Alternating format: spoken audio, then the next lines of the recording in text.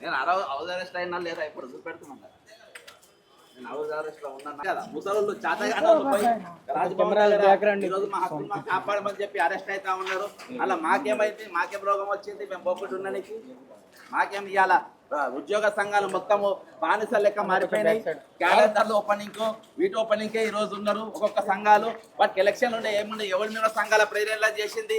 ఈరోజు ఎంతమంది హక్కులు కాల రాస్తుంటే 60 మంది చచ్చిపోతే ఈరోజు ఎవరెందుకు మాట్లాడతలేరు. ఈరోజు అరే ఎవరెందుకు మా ఎందుకు ఎక్కడ ఎందుకు చర్చ జరుగుతలేదు. కాబట్టి ఇది మా ప్రైవేట్ అపార్ట్మెంట్లలో మీ గవర్నర్ ఆఫీస్ కాడికి పోతే కదా అక్కడ మీరు అరేంజ్ చేస్తారు. ఇది ప్రైవేట్ అపార్ట్మెంట్.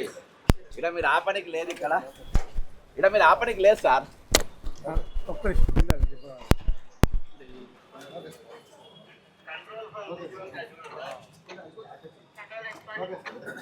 ఇలా మీరు ఆపడానికి లేదు కదా. నాకేంత కదా మీరు ఆపడేందబ్బా.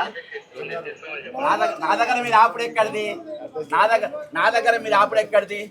నా దగ్గర మీరు ఆపుడు ఎక్కడిది. చెప్పండి. నా దగ్గర మీరు ఆపుడు ఎక్కడ. నా గేట్ దగ్గర మీరు ఆపుడు ఎక్కడిది.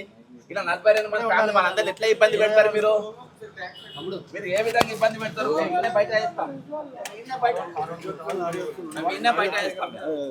ఎట్లా ఏ విధంగా మీరు ఇది చేస్తారు చెప్పండి.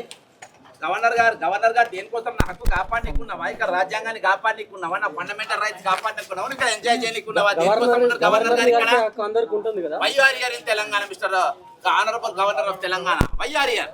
వీళ్ళు ఎవరు అడిగేటోళ్ళు లేరు అనుకుంటారా. మీరు ఏం మాట్లాడేటోళ్ళు లేరు అనుకున్నారా.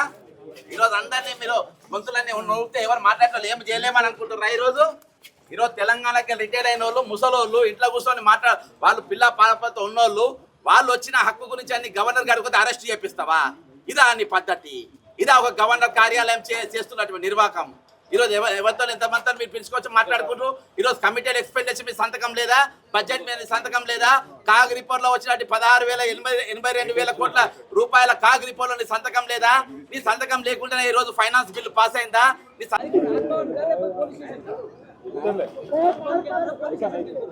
రాజ్భవన్ కి కార్ తీసుకపోతాడు.